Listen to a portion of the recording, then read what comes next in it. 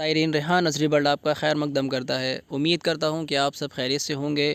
ज़ाहिरीन एक बहुत बड़ी ख़बर मैं आपको बताऊँगा कि आज एक बहुत बड़ी ख़बर सामने आई है कि सऊदी अरब में अल्हम्दुलिल्लाह माशाअल्लाह ईद हुई है और इंशाअल्लाह ताला कल इंशाअल्लाह ताला हमारे हिंदुस्तान में भी ईद होगी। लेकिन क्या सब लोग मस्जिद में नमाज़ पढ़ पाएंगे? जानें आप पूरी ख़बर, वीडियो को देखते रहें, वीडियो स्किप ना करें। जो मेरे चैनल पे नए हों उनसे मैं गुज़ारिश करूँगा कि वो मेरे चैनल को सब्सक्राइब कर लें, बेल आइकन ज़रूर दबा लें और जानें कि आज जो चाँद हुआ है अल्हम्दुलिल्लाह माशाअल्लाह अल्लाह रब्बुल इज़्ज़त आइंदा साल भी हमें चाँद देखने की शहादत नसीब करे। और जो मस्जिदों से ऐलान हुआ, चाँद की मुबारकबाद दी गई, मुसलमान के दिल में खुशी उमंग ठहरी। अभी सऊदी अरब में जो आज ईद मनाई गई माशाअल्लाह वहाँ पे लोगों ने एक साथ बैठ के नमाज़ ईद उल फ़ितर को अदा किया।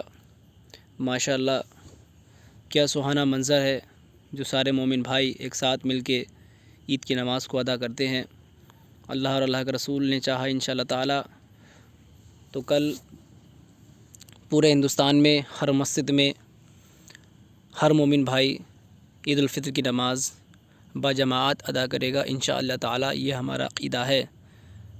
इंसान को जिस कामों से रोका जाता है, जब इंसान की मस्जिदों में ज़रूरत होती है, मुक़्तदी की इमाम को ज़रूरत होती है, तब उसे बुलाते बुलाते इमाम एलाउंस करते करते थक जाते हैं। लेकिन अफ़सोस सद अफ़सोस मुक़्तदी मस्जिदों में नहीं पहुंच पाता और आज इंसान को मस्जिदों से बरदखल करा जा रहा है, भगाया जा रहा है, मना किया जा रहा है। मुसलमान को ये सोचना चाहिए कि आज ये कोरोना का जो प्रकोप चल रहा है हिंदुस्तान को लेके, ये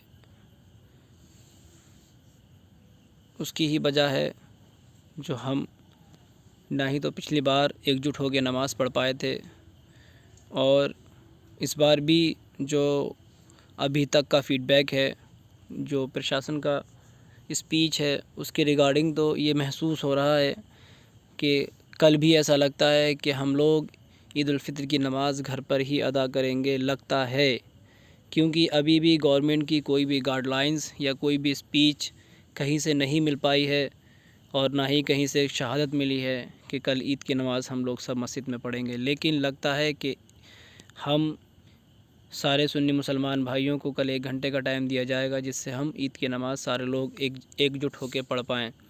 लेकिन ये संभव तभी है जब गवर्नमेंट हमें इसकी अथॉरिटी दे। विदाउट अथॉरिटी हम कोई भी काम नहीं कर सकते, क्योंकि हम अहले सुन्नत वल जमाअत हैं और हम वही करते हैं जो सही होता है। गलत करने वाले दुनिया में बहुत हैं और वो लोग हर तरीके से हर काम को कर लेते हैं, लेकिन हम अहले सुन्नत वल जमाअत का यह अक़ीदा है कि जिस तरीके से प्रशासन हमें अथॉरिटी देगा उस तरीके से ही हमें चलना है। हुज़ूर अकरम सल्लल्लाहु अलैहि वसल्लम का इरशाद गिरामी है कि दीन का कोई भी काम करो इस तरीके से करो कि इंसान को उस काम से किसी दूसरे का दिल ना दुखे, किसी दूसरे को परेशानी ना हो। अगर हम मस्जिदों में एकजुट होकर जाते हैं, प्रशासन ज़रूर हम पे तानाकशी करेगा।